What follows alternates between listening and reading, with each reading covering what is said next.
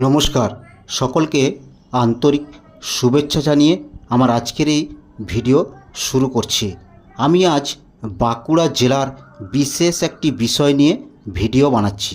বিষয়টির সম্বন্ধে সমস্ত তথ্য জানতে হলে আমার এই ভিডিওটি সম্পূর্ণ দেখুন।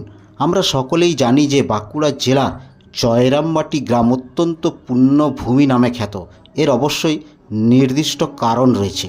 কারণটি হলো, আমাদের জেলার জয়রামবাটি গ্রামে জন্মগ্রহণ করেছিলেন শ্রী শ্রী সারদা মা।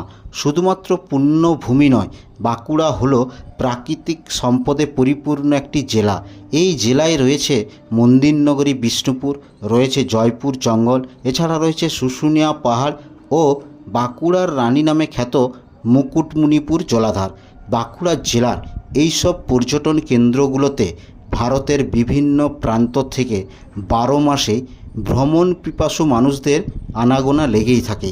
এই সব পর্যটন কেন্দ্রগুলোর মধ্যে একমাত্র মন্দিরনগরী বিষ্ণুপুরের সাথে রেলপথে যোগাযোগের মাধ্যম রয়েছে।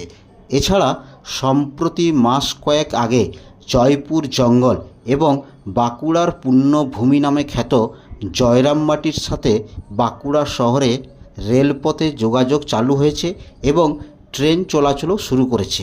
কিন্তু পশ্চিমবঙ্গের অত্যন্ত জনপ্রিয় পর্যটন কেন্দ্র মুকুটমণিপুরের সাথে কোনো রকম রেলপথে যোগাযোগ করার উপায় ছিল না।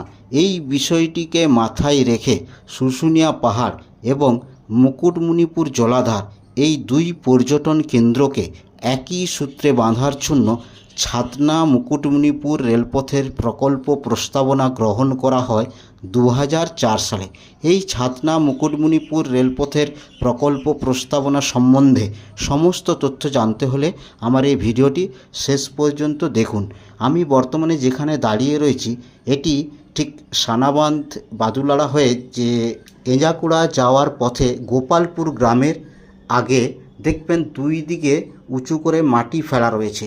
ঠিক এই স্থানটিতেই আমি দাঁড়িয়ে রয়েছি। এখানে জমি অধিগ্রহণ করে রেলপথের জন্য মাটি ফেলা শুরু হয়েছিল।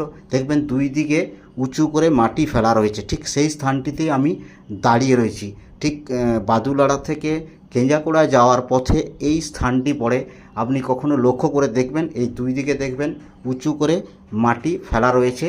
তো এই যে রেলপথ প্রকল্প প্রস্তাবনা, এই সম্বন্ধে সমস্ত তথ্য আপনাদেরকে এরপর জানিয়ে দিচ্ছি। ছাতনা মুকুটমণিপুর রেলপথের প্রকল্প প্রস্তাবনাটি 2004 সালে কেন্দ্রীয়